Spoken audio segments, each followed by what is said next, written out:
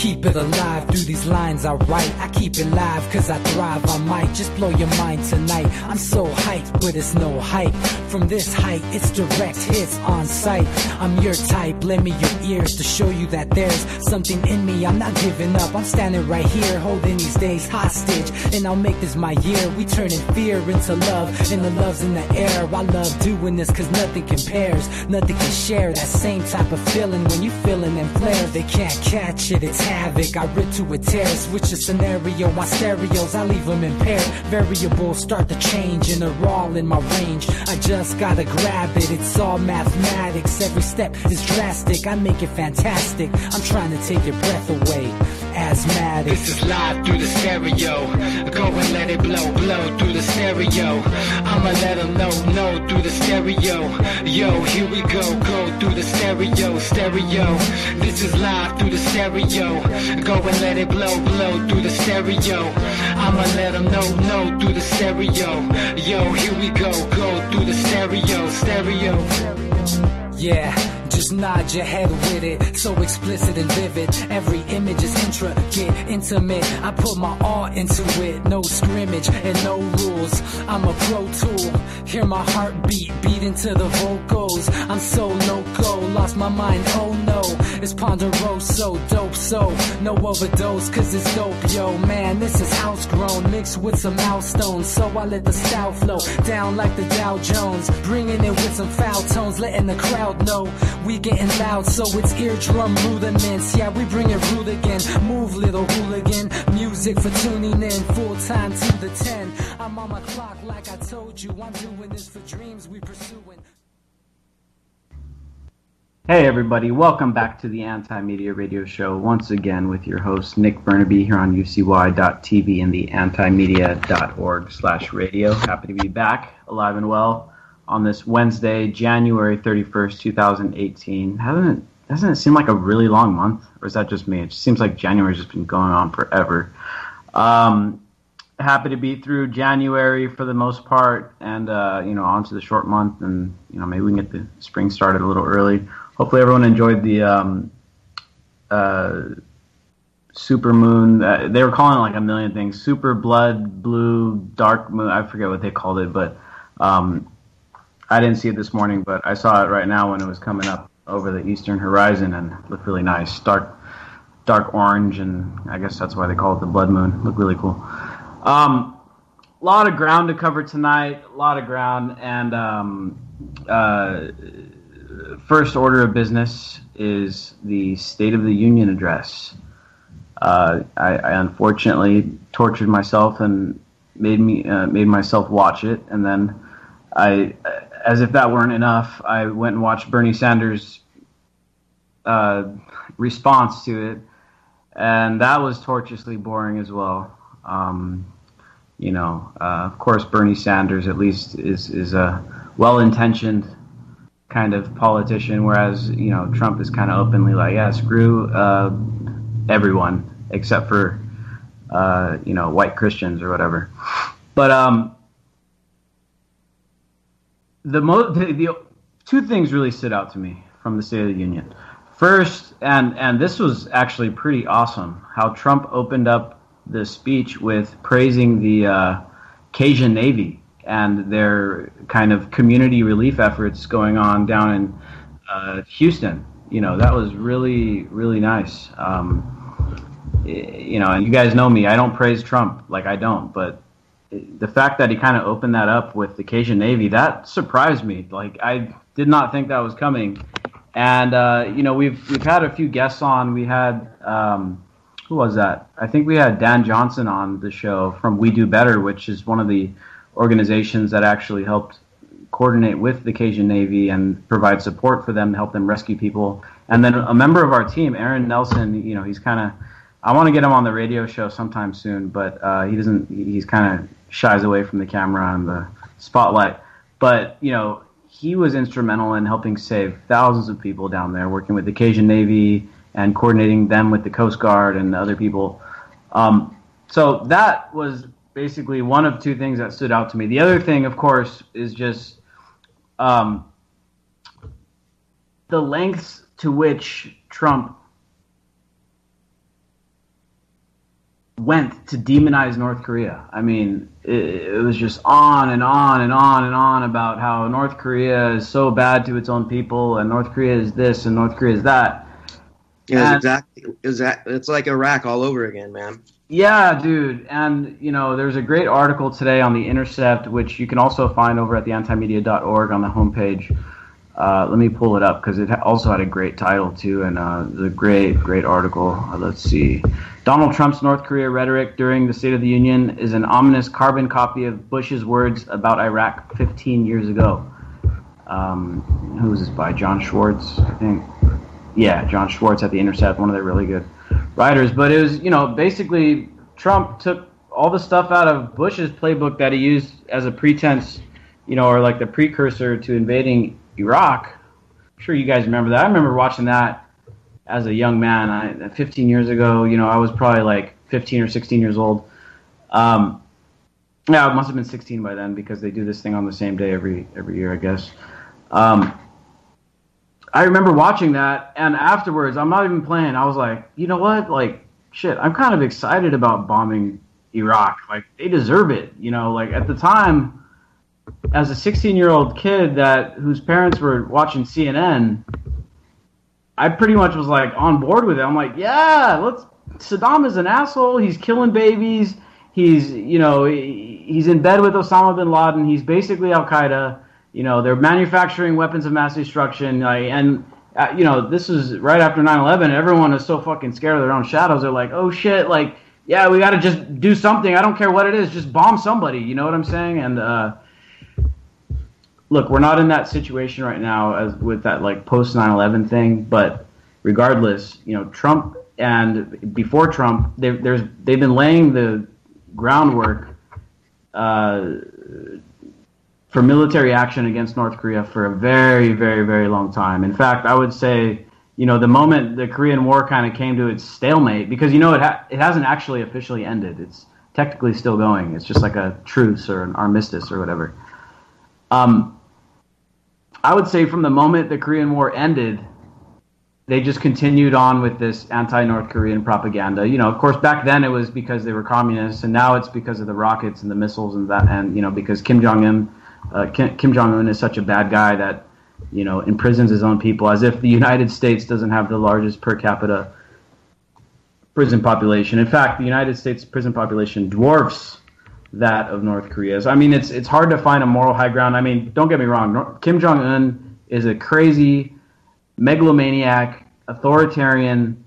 For all I know, he's doing the most horrible shit. But also, for all I know, I don't really hear that much about North Korean police going around killing 1,000 people a year. I mean, the numbers, I haven't checked the latest number, but there was already like 70 people killed in the U.S. by police just this month, first month of the year. So it's kind of hard to go around and say, oh, well, you guys are so bad when you haven't dealt with the stuff that you're actually doing yourself. The United States has a host of issues. I mean, for one, I'm sure anyone living in a big city can tell you about the homeless issue. I know here in San Diego, I don't know the exact numbers, but it seemed to have ballooned like 500%. I used to do a lot of, back when the Occupy movement was still kind of lingering around, I used to go out and, feed the homeless and hand out clothes and sleeping bags and tents and stuff in San Diego. And back then there was a 1 square block tent city for the homeless down in downtown, which, it was just kind of the spot where there were just so many of them that they got left alone. Last time I went down there when Derek Bros was in town with the Conscious Resistance tour, and we went down to hand out some, home cooked meals to the homeless. It was mind blowing how big it's gotten. Like in San Diego, maybe San Diego's worse than other places, but Derek was telling me that every city they've gone to, it's the same story. Everyone that's there, all the activists say, yeah, the problem's got much worse in the past 3 or 4 years. Like homelessness is just blown up. But in San Diego, I mean, like I said, it used to be like 1 square block, and then there'd be some homeless little encampments here and there under the underpasses and stuff. Now it's like almost a square mile, where you got like 10, 15,000 homeless people living down in this one area of downtown San Diego. And so, also in San Diego here, there was just that huge. What was that? Jake, do you remember the name of that virus that was going around, killed like 20 homeless down here in San Diego? Tuberculosis? That was in LA, but anyway, there's a huge population, homeless population up here in Portland too, of course. Yeah, and so, I mean, so basically my point is, I can't remember the damn name of that virus, but my point is here is that we don't really have the moral high ground to criticize North Korea, and then, you know, it's one thing to look at what is done domestically, right? North Korea domestically, you know, they have total censorship, total control over the people. They do a bunch of horrible shit. I'm sure they have, forced labor camps and that kind of stuff. But what does North Korea do internationally? You know, that's the big question. And this is where North Korea actually has the moral high ground above the United States, because, you know, the U.S. has a reputation of going around and overthrowing governments. And we just covered an article a couple days ago in the anti-media about how we've got, 800 to 1,000 military bases in 80 different countries around the world.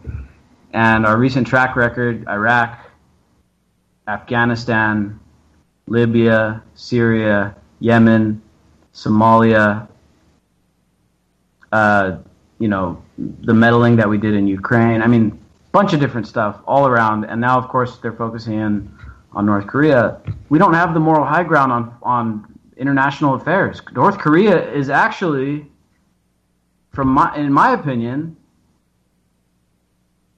a more respectable, international figure. You know what I'm saying? So it's really hard to say, oh yeah, we can tell North Korea how to act and what they need to do and all that. We can't. We really can't. Jake, can you take the wheel for like 10 seconds real quick? Sorry, yeah. Someone's trying to come in the office right now. Hold on. I'll take the wheel, Dad. Drink your beer. No, I watched the. It's funny that you said that you were 16 when 9/11 happened. I remember that day so well because it was my first year in college. I was 18, so that timeline makes sense because I think I'm 2 years older than you. And I came back from my first semester in because Santa Cruz had a very late start for their fall term. So I was still in Little Rock, Arkansas with my parents when 9/11 happened. It was September 11th. Hadn't quite left to go back to Santa Cruz for the fall term. I guess that would have been, yeah. And I remember I was watching it when it happened. I went in and my dad just said, "Sons of bitches." I looked at the screen, and of course I was looking at the smoke coming up from it. And I'm pretty sure I predicted on that day that we'd be at war within a very short period of time. And the moment they started talking about Iraq having weapons of mass destruction, I didn't believe them for a minute. So I felt like I've spent the next 10 years feeling like an insane person saying, "I told you so. I told you so," because I said that they were going to fucking do that right from the beginning. And no one in the media, incredible numbers of reputable journalists and people who have never been duped before like that, were just like, "Yeah, bomb them. They have weapons of mass destruction." That evidence was so obviously manufactured. And people were just like, "Oh, they wouldn't make up something that bad." Well, guess what? They will. They do. They did, and they will. So we need to open our eyes to the government trying to bamboozle us with giving manufactured consent to wars. Yeah, and they've been at it with North Korea for a very, very long time. With Iraq, we had the Gulf War and stuff, and it kind of cooled off, and then they just really picked it up after 9/11. They're like, Iraq. This North Korea stuff's been going on for a long time, and we got a big article coming out tomorrow with from our Asia correspondent James Holbrooks. He's going to be he's going to be posting an article tomorrow about kind of some of these warning signs, because we're piecing together some stuff. And I just came into some not personal information, but some information who I can't really name my sources or anything like that about North Korea. And it's pretty much, from any aspect you look at it, it's pretty troubling. All signs point to the U.S. getting ready to do the whole, the quote unquote bloody nose strike, which is supposedly just a one-time hit, and they're going to like bomb a nuclear facility in North Korea and just hope that that's how it ends, because good Lord. So look, first there's been a shakeup in the Korean foreign policy front from the U.S. There was a guy that was supposed to become the ambassador, and he's considered hawkish by many measures, but apparently he wasn't hawkish enough to the Trump administration, and so he got the boot. He found out that he wasn't going to be the ambassador. He wrote an article today, I think today he wrote an article saying, hey, you guys need to start paying attention because it's about to get real with North Korea. I mean, we're getting really close to striking them, and of course these guys are going to sell it to us as like, oh, we're just going to do a one-time strike, and it's just, we're just going to take out the bad stuff, and that's it. But of course, these things are way more complicated than that. North Korea is probably going to retaliate. The closest target is Japan. I don't think they would strike South Korea. Just maybe they would. The next closest target is Japan, which of course is a strong U.S. ally. And I came into some information today from a friend who, let's just say, is connected to someone kind of high up in the Navy. We're not talking like way up there or anything, but just someone up in the Navy is basically hearing chatter that, hey, early this spring, some stuff might happen in North Korea, and so we're going to be out there, and some stuff, basically, like I'm saying, some airstrikes might happen, and they're going to have a bunch of naval presence out there in case, in case things pop off, and it could easily escalate into, Korean War 2.0, and let's bring in the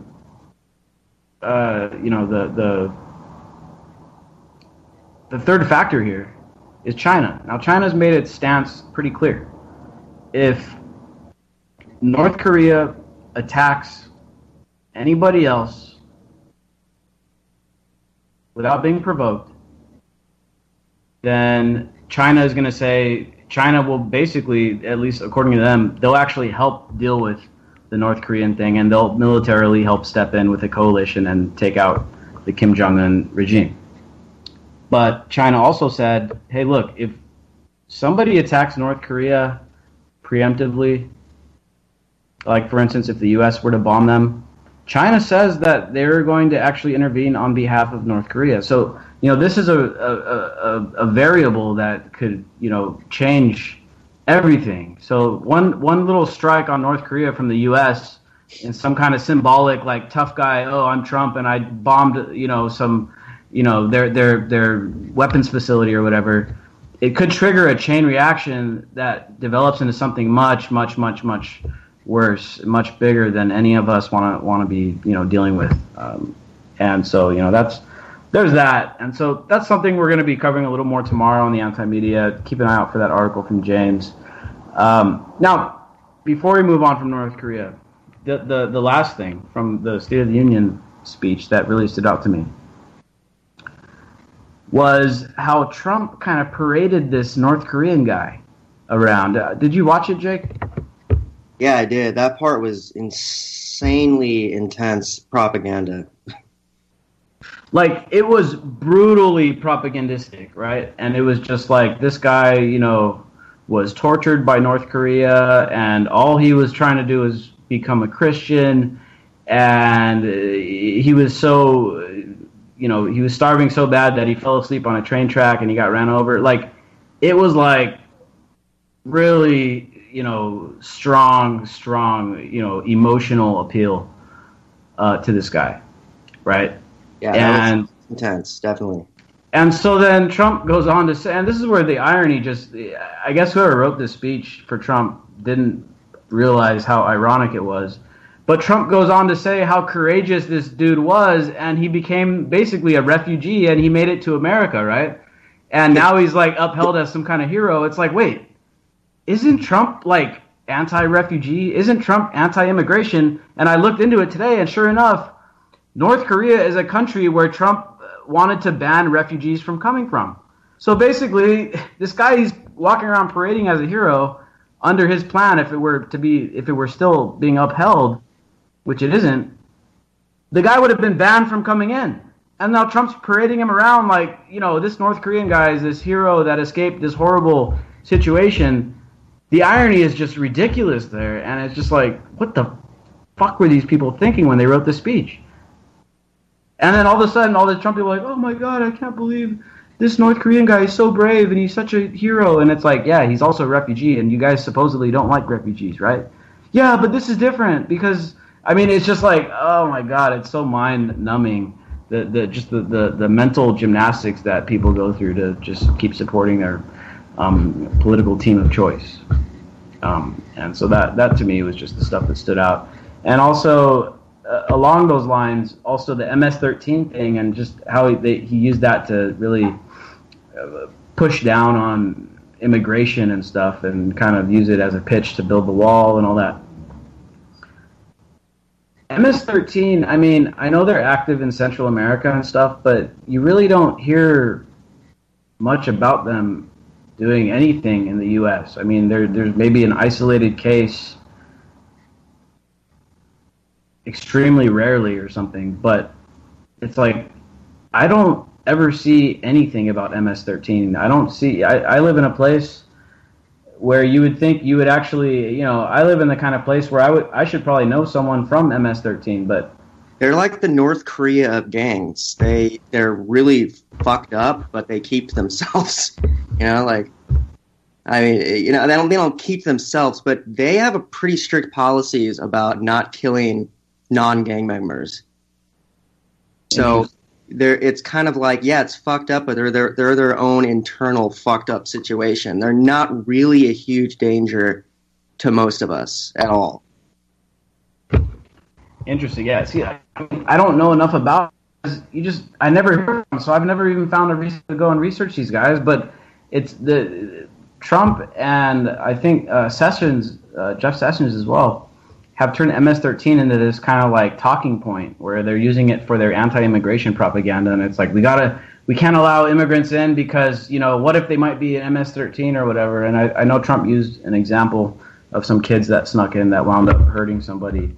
Well, they need points of militarization. Every government, any regime does, and any strong American regime is going to have a strong militaristic enemy because that's part of the Orwellian dialectic. And Trump is just as much a part of that. And don't you think he's not going to do that just because he's perceived as, disrupting the system or something? He's still going to use domestic and international enemies to scare the shit out of us and use as an excuse to deploy troops anywhere he wants to use them. Yeah, troops and surveillance. The other thing coming out now, ICE is starting to use or is tapping into the license plate reading databases so they can track people. In theory, to track immigrants, but you know how the government works. They give you one excuse and then they use it for another thing. So the immigration thing, I don't want to get too far into it. I know it's an emotionally charged topic, but militarizing the shit out of the border. Shit, dude. Jake, you've been here. You were here that time when that drone crashed out of the sky or whatever that thing was and fell in the street. And then a bunch of white SUVs showed up, roped the street off, and kind of collected some of the debris. We went down there and there was still some left and we grabbed some. It's so militarized right here where I'm at. It's like you can't be outside for more than 10 minutes without seeing a jet or an F-16 or a Black Hawk or one of those Osprey. Anyone seen those Osprey planes? Are they? They're not really planes. It's like a cross between a plane and a helicopter. Man, those things are like intimidating as hell. They fly them over here all the time.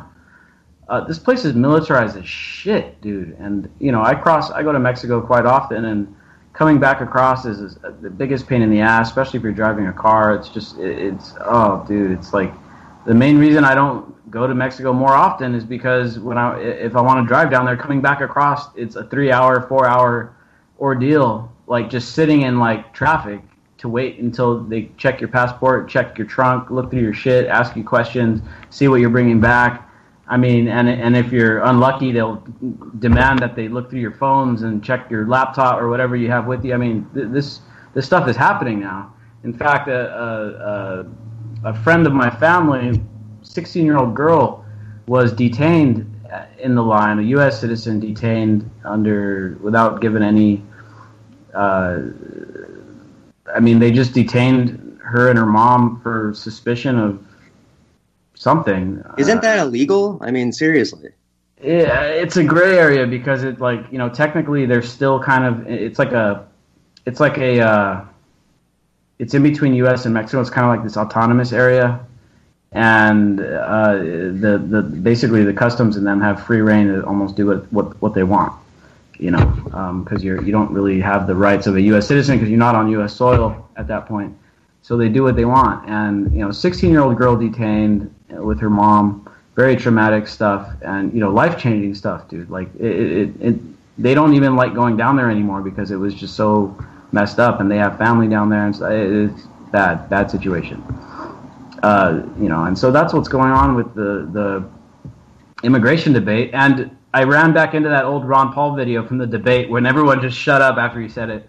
You know, because Ron Paul in those 2012 presidential debates, he'd say some of the, like, I don't want to call it crazy, but like he would say some shit, and then everyone would just be like, okay. And there was that one time where he said, you know, sure, you guys want to secure the border and all that, fine. You know, we already have the stuff there to do it. He's like, but if you want to build a huge wall down there, he's like, there's as good a chance of that wall being used to keep people in as it is to keep people out. And at some point, when the economy gets fucked up, you know, people are going to be trying to leave with their money, and that wall is going to be used to keep people in. And this was in the presidential debate, and everyone was just like quiet as hell. You could hear the crickets. It was hilarious. But that's all. Dude, I believe that, man. The wall is, you know, the walls, at least in recent history, have been used to keep people in many cases, like the Berlin Wall, you know, the curtain of steel. If in the next couple decades, as we see this transition away from the dollar-dominated world economy to maybe a Chinese-dominated world economy, and the U.S. has this issue where the dollar loses its reserve status, there could be that situation that Ron Paul was talking about where the people and their capital try to leave, and the wall actually is used to hold people in, to keep the taxpayers in, to keep paying for all the debts and keep paying for all the expenditures. And at that point in time, there's probably going to be huge government jobs programs and, you know, huge shovel-ready, you know, just build freeways for not, like, just, we need people in jobs, so just start building freeways. And, you know, they need people to pay for that kind of shit. And they're not saving up for that stuff right now. They're spending trillions and trillions of dollars. And in fact, I just read a report that Trump's going to ask for an extra, like, $17 billion or something for the next military budget.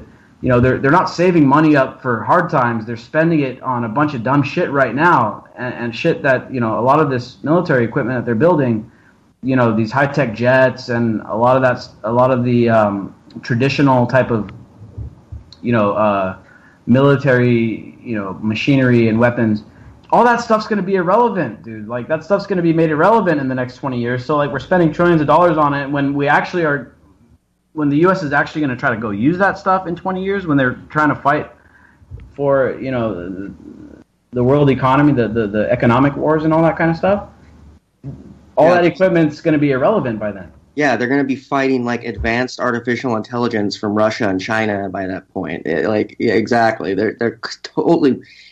If they were at least using the extra military budget to you know, militarize AI, which I'm not in support of because I want private people with good intentions creating AI and not the government. But you know damn well they're going to do it anyway, and you know China and Russia are doing it. So since there's going to be a military arms race to do it, why don't you just fucking do it and stop wasting money on these giant... They're just building it, like, redundancy. And this is not just me saying this or us saying this. Like, people in the military are frustrated right now because people are not projecting into the future with the military. And it's just, Trump is an isolationist on everything. Like, and he's really way more reactionary than people think. He's regressive on a lot of social issues, and he's regressive on reform in a number of different issues.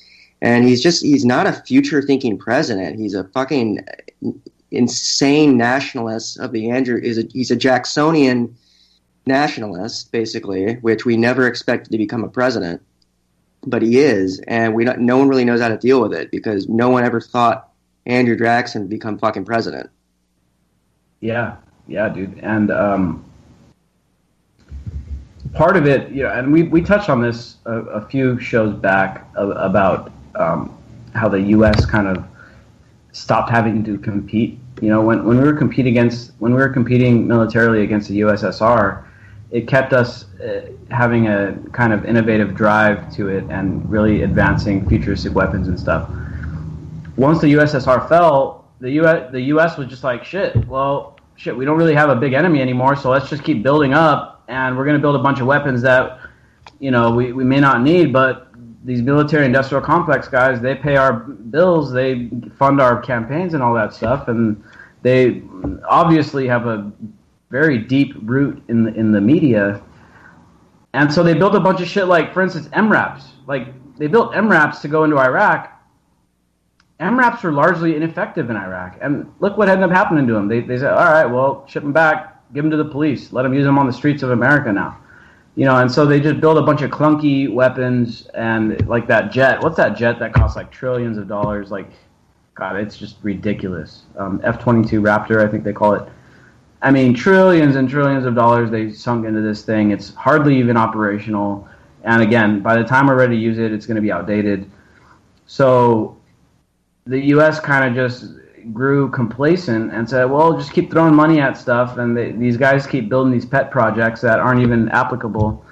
And that's what you got. You got a very wasteful, inefficient, huge bureaucratic military industrial complex in the United States. And in China and elsewhere, you got this really lean, agile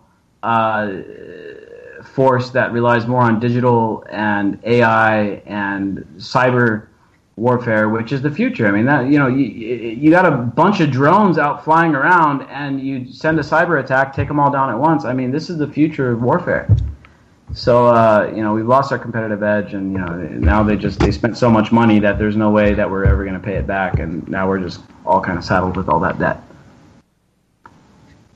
Yeah, in the future, it's not going to matter how many rockets or missiles you have. It's going to matter if you have one device that can hack, intercept, and redirect those missiles to hit their host. That's what's going to matter. Yep, and that equipment's going to cost a lot less than the missiles themselves. So, all right, let's move on from foreign policy. I want to go back and talk about some of the shit we're dealing with at the anti-media. Of course, about a few hours before the show, we published an article titled "Trump Hopes a Traumatic Major Event Isn't Needed to Unite America." Very weird stuff Trump was talking about yesterday ahead of the State of the Union address, where basically he was saying, this country's all divided and stuff, and unfortunately the only thing that brings it together is large-scale, traumatic events, basically like 9/11 more or less, or like hurricanes and fires, catastrophes and that kind of stuff. Anyway, we published the article. I mean, it's just kind of just throwing out the quotes and just speculating on what kind of stuff he's talking about, 9/11 type stuff. And of course, Facebook wouldn't let us post it. It was just, there's an error, and and then it finally did post, and literally only one person out of our 2 million followers saw it. And so I deleted it, and I tried to post it again, and it said, it cannot post. And then I try to post it again, said cannot post, and then I go back and it posted twice, and it's like, what the fuck is going on? So anyway, we've been talking on the show about some of the struggles we've been dealing with. And it's not just us, but, of course, we're going to talk about our issues because, I feel that the anti-media is one of the better independent media outlets out there that hasn't gone down hasn't sold out to the crowd mentality and just got on the Trump train, or just went crazy conspiracy, everything's a conspiracy thing. So, and having built this company from the ground up, it's like I got a huge vested interest in keeping it going. And with Facebook, announcing all these changes to the newsfeed, very drastic changes. Normally, Facebook will tinker with the algorithm every 6 months or something, and it'll just change a little slight, measure of data. And so then you just got to adjust the way you present your content to adjust to, Facebook algorithm. And that's what we've been doing for the last 3-4 years. When we first started the anti-media, it was kind of a wild west, and that's how we blew up so quick. Our shit would go viral as hell. And then, Facebook started reeling it in slowly over the years and just tinkering with the algorithm. But the most recent stuff has been just drastic changes.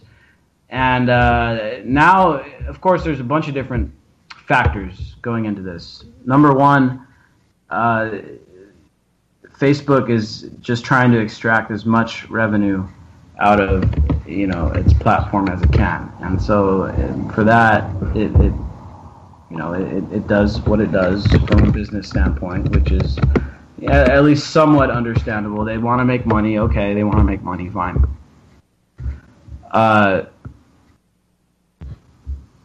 other thing is that they caught a lot of heat after the election, when Trump won, for all this fake news stuff, and everyone was like, oh, well, Facebook needs to do more to control the flow of information. So basically, there was a chorus of media outlets calling for the censorship of media. And when you think about the war on free speech, you normally think about it coming from government. It's oh, the government's trying to censor people, and the government's trying to silence activists, and the government's trying to silence the opposition. What I found very interesting after the election is that much of the calling for censorship was actually coming from, it started off from the big hit came from the Washington Post, when they started talking about how everybody that goes against the military-industrial complex works for Russia, including us. They accused us of working for Russia, either directly or indirectly as just a useful idiot, they called it. So they said I was a useful idiot for Vladimir Putin because we challenged the blatant empire that exists in the United States and around the world, that we spread all around the world.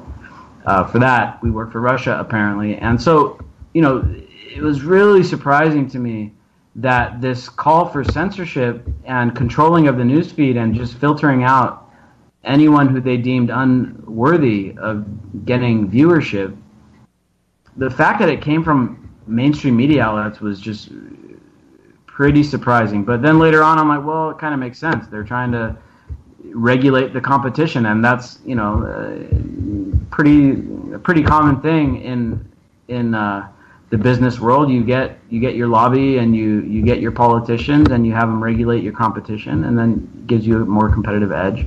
And so then it made sense to me. It's okay, the mainstream media is trying to get Facebook to control the flow of media because they've lost control of the narrative, and they've lost control of their profits and the people who pay them to spread influence, which is more or less, that's what it is.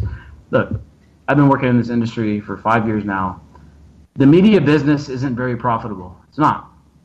I live a relatively modest life. All of our workers live a relatively modest life. It's not like, we're out getting rich off of Facebook likes and, people reading our articles. You make a living, but it's a modest one, right? So it makes you ask the question, well, why does a guy like Jeff Bezos, now the richest man in the world, why does he buy the Washington Post? And what is the motivation there? Because Bezos obviously is a guy that likes making money. He bought the Washington Post as a company that was actually losing money. And when you start asking those types of questions, you start realizing, okay, well, these guys aren't actually buying media companies to be profitable. They're buying influence, and they're trying to spread influence. And that's kind of and I think that's what a lot of this fake news nonsense has to do with, is these guys, it's not that they were losing clicks to the independent media per se, they were losing influence to the independent media. And of course, yeah, dude, there's a bunch of fucking bullshit websites out there like Your Newswire, Neon Metal, and all them that spread a bunch of stupid shit all the time. And yeah, I wish people were smart enough to fact check that stuff and not just click share the headlines or whatever, because it confirms their biases and all that. But that isn't the role of other media companies. Shouldn't be asking Facebook to regulate other media companies. I mean, it's a huge conflict of interest. And so I think part of Facebook's recent rollback of news posts or page posts in the news feed was just because they're tired of getting criticized. They're tired of every time something happens, like, oh, Facebook didn't do enough. And so,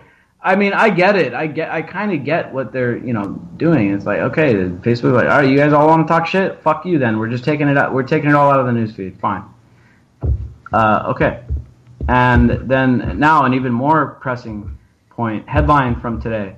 Facebook says its users are spending 50 million fewer hours a day on the platform, and it just recorded its first year-over-year decline in U.S. Users. So basically, Facebook is now shrinking in the United States. So this is the other reason for what they're doing with tinkering with the algorithm, is they're trying to recapture the audience. They're trying to say, shit, well, why are people getting put off by Facebook? Why are people not wanting to spend so much time? Why isn't it growing anymore? Why is it shrinking?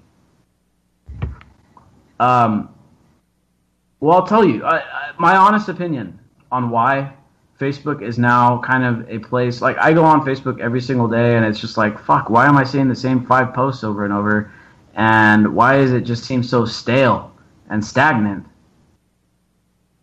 I'll tell you why. My opinion is that Facebook tried to overdo the algorithm with the newsfeed, and they want to. It's even if you read the latest release on what they're attempting with the newsfeed, it says right there, we're going to serve posts that we predict you want to see. So what Facebook has done is it's gone way over the deep end with trying to figure out what people actually want to see, and aren't letting people just see what they see. And that was, to me, that's like the beauty of the internet. Seeing stuff that you're not necessarily searching for. It's like you find some like random thing on Facebook, and it's like, oh, cool, I get to learn something new today. And now it's just like, here's your echo chamber, here's what we predict you want to see. We're going to keep showing you all the shit you want to see. That's fucking boring. Like, it's boring. Facebook is boring as shit now. It is. And so that's my opinion on where they went wrong, is when they start just trying to overthink the newsfeed instead of just letting it be the Wild West. Let people post, let the post show up, let the fake news be fake news, let the real news be real news, and let, like they say, let the gods sort it out, Facebook tried to become the government of the internet.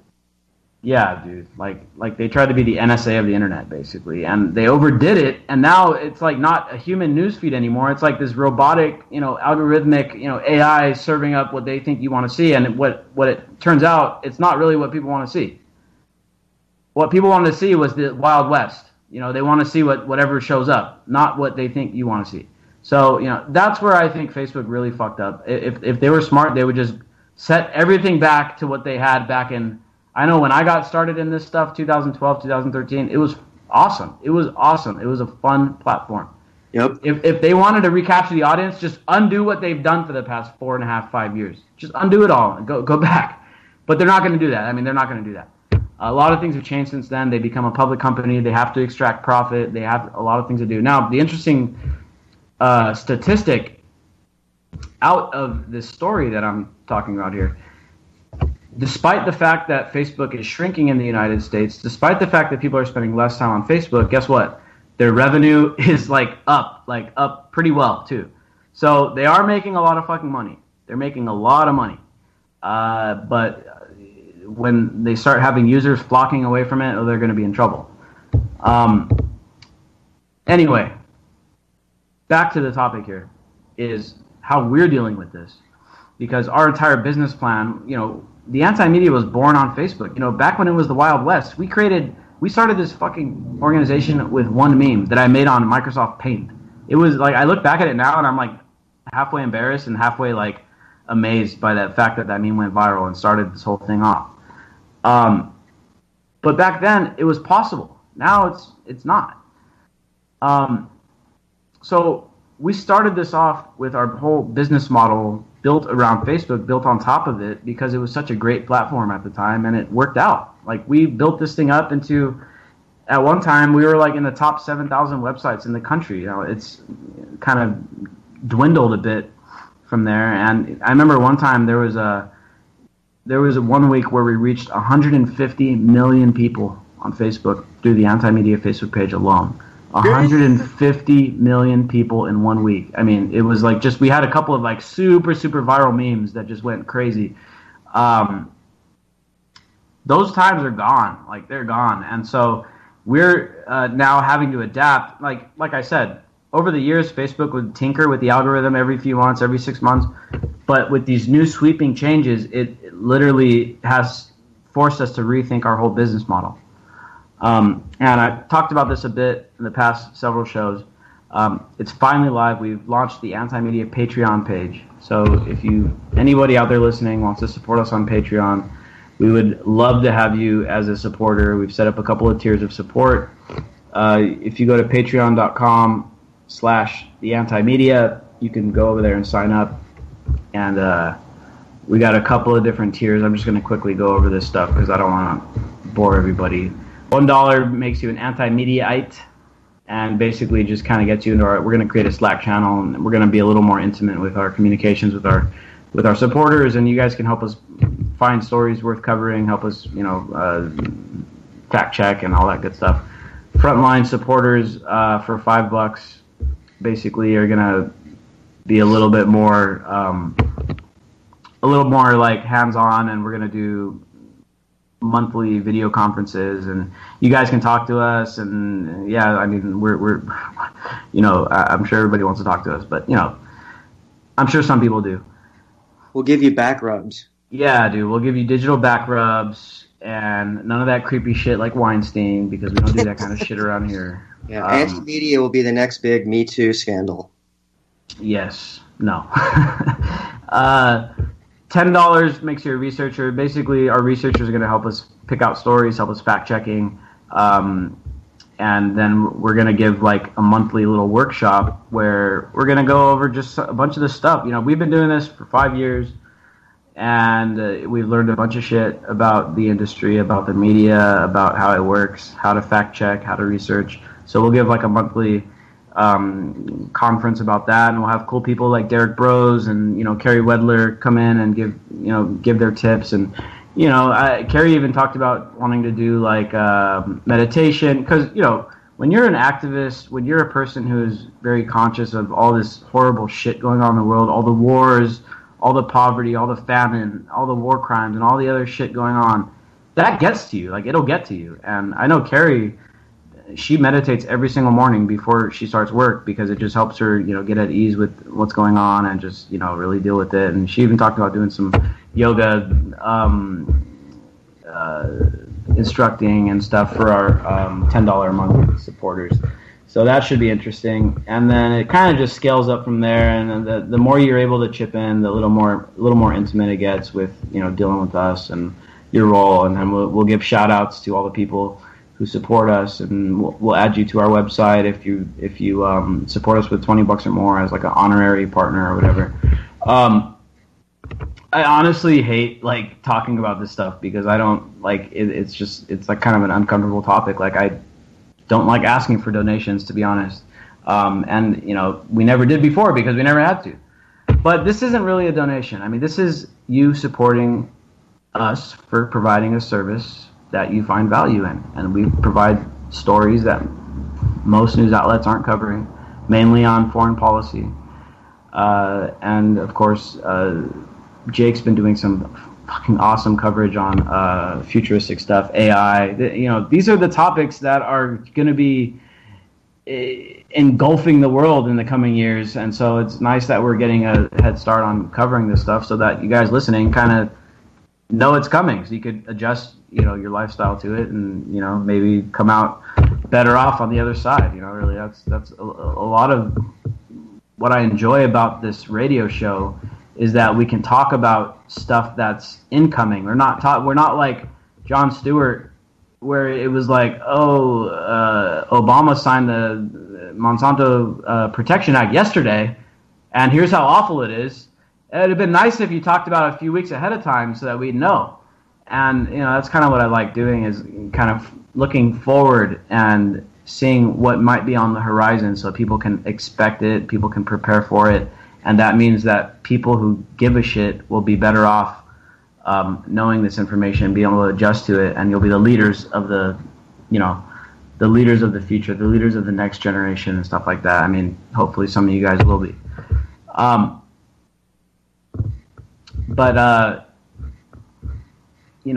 That's what I like about the show.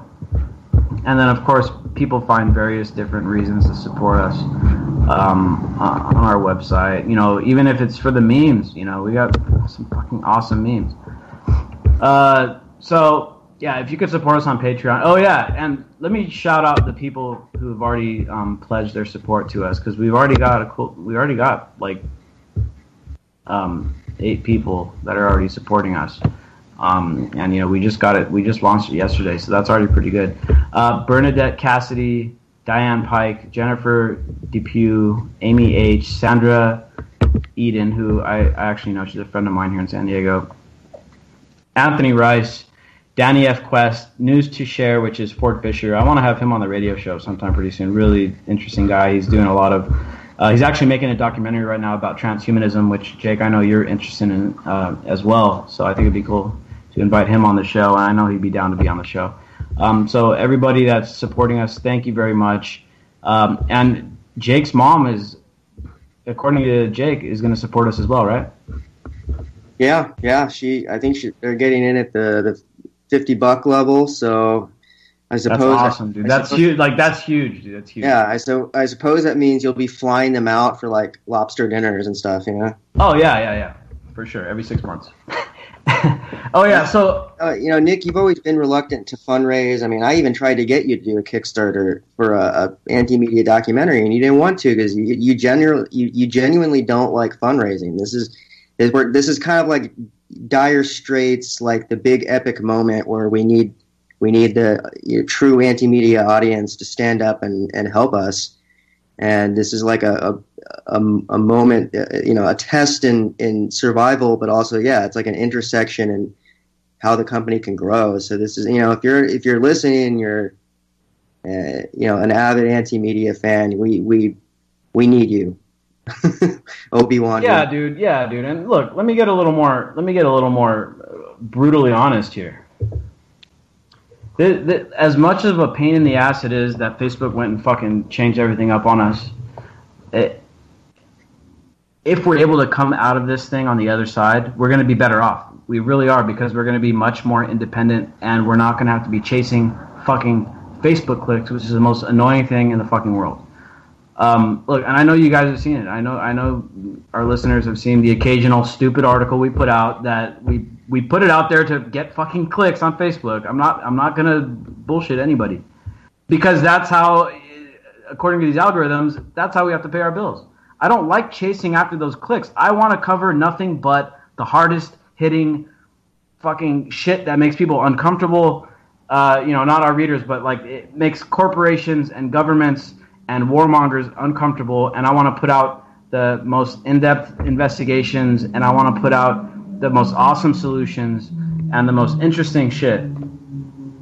But in our current model with Facebook, we do have to chase clicks at times, and unfortunately, that's just how you pay the bills. And that's one of the pitfalls of relying on Facebook clicks. If we get this direct support from people on Patreon, we don't have to chase those clicks anymore. We can spend the resources investigating stuff, and it's heartbreaking sometimes, dude. When sometimes a writer will give us an article that's like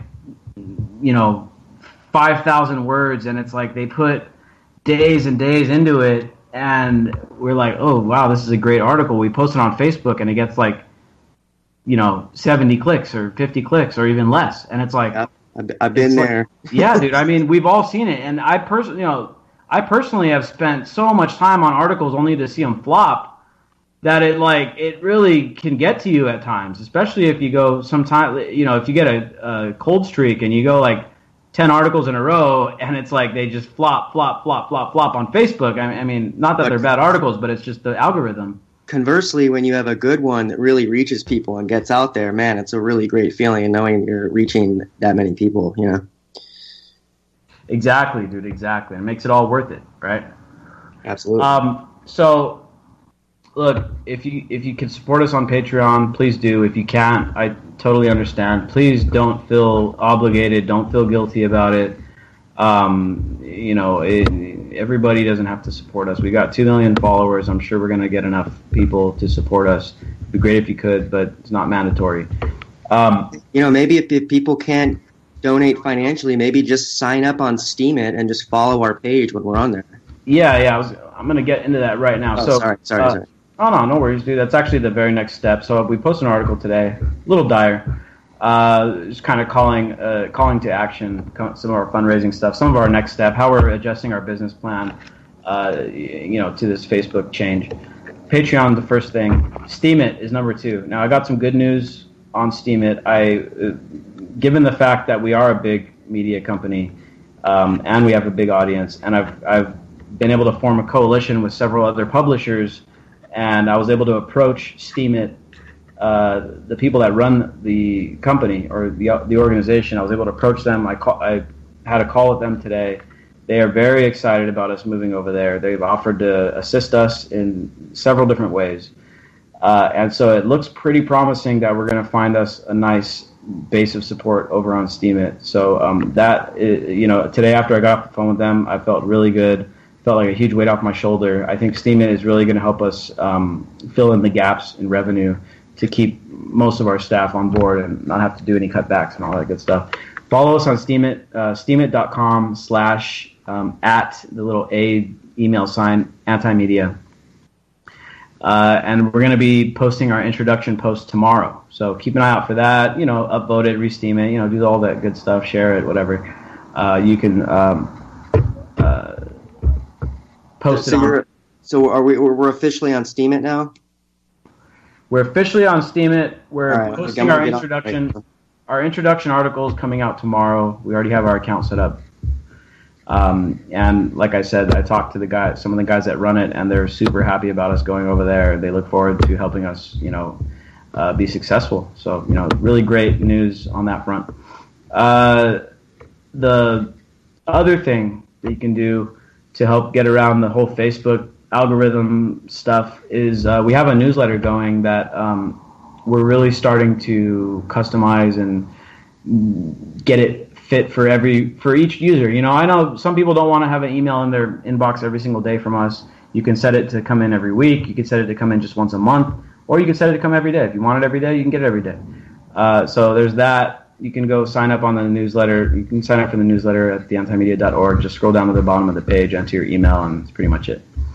And of course, just visiting the website directly. I know probably the listeners listening tonight probably already do that. And then donating shares. Like, this is the easiest thing to do. Come to our website, see an article you like, share it on Facebook, share it on Twitter, put it on Reddit, wherever you find your home on social media. Just throw it out there for us, and that helps a lot.